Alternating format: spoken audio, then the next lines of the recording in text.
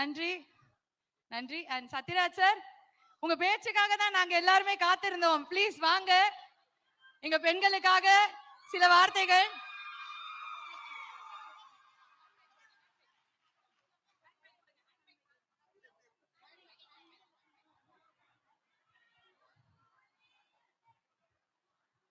சூரிய மகள் விருது பெற்ற அனைவருக்கும் என்னுடைய மனமார்ந்த வாழ்த்துக்களை முதலில் தெரிவித்துக் கொள்கிறேன். சூரிய மகள் அந்த ஸ்டாச்சுல பாத்தீங்கன்னால கையில் ஒரு புத்தகத்தோடு நிக்கிறாங்க.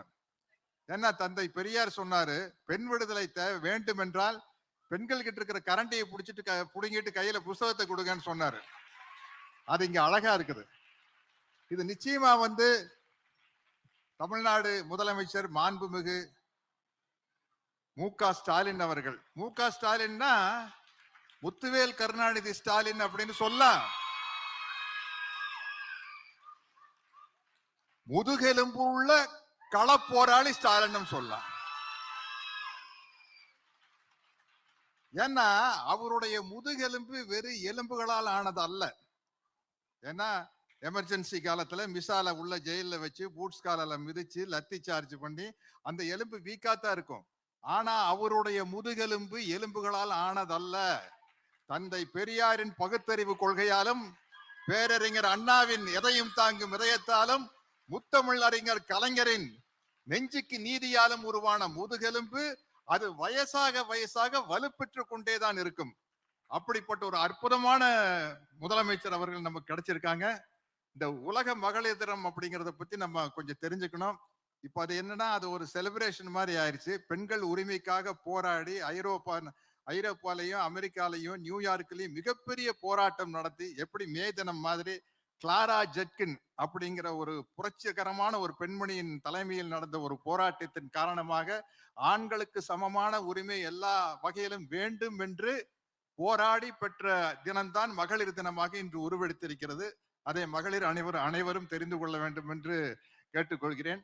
இந்த கிளாரா ஜெட்கின் அப்படிங்கிற வார்த்தை சரியா தப்பான்னு எனக்கு கொஞ்சம் கன்ஃபியூஷன் இருந்தது. தோழர் பர்வீன் சுல்தானா அவர்கள் கிட்ட கேட்டு தெரிஞ்சுக்கிட்டேன். என்ன அதெல்லாம் அவங்களுக்கு தான் நல்லா தெரியும். கரெக்டா?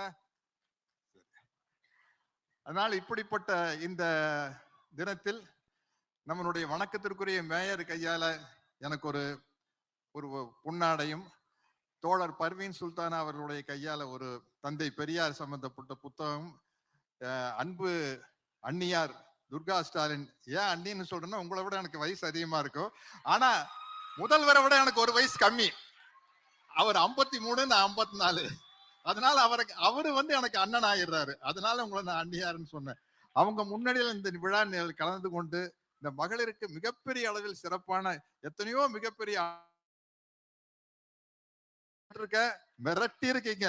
உங்களை பத்தி எல்லாம் தனித்தனியா பேசுறேன்னு எனக்கு டைம் பத்தாது. அதனால எல்லாருக்கும் என்னுடைய வணக்கத்தையும் வாழ்த்துக்களையும் தெரிவித்துக் கொண்டு, இப்படி ஒரு நல்ல விழாவில் என்னை அழைத்து கௌரவித்ததுக்கு நம்ம மாண்புமிகு அறநிலையத்துறை அமைச்சர்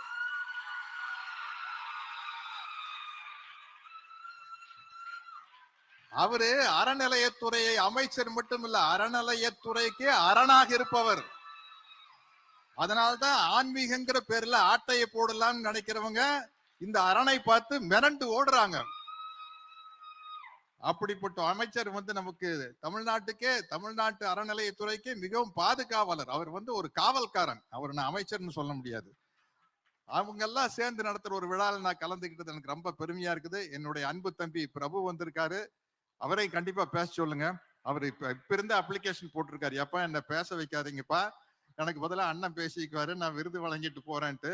விடாதீங்க. ஏன்னா முத்தமிழறிஞர் கலைஞர் அவர்களும் மாபெரும் நடிகர் திலகம் அவர்களுக்கும் இருக்கிற நட்பு எல்லாருக்கும் தெரிஞ்ச விஷயம். அவருக்கு என்னை விட இன்சிடென்ட்ஸ் நிறைய இருக்கும் கலைஞர் குடும்பத்தை பத்தி பேசுறதுக்கு. இப்படி ஒரு நல்ல வாய்ப்பை நல்கிய அனைவருக்கும் நன்றியோடு வணக்கத்தை கூறி விடைபெறுகிறேன்.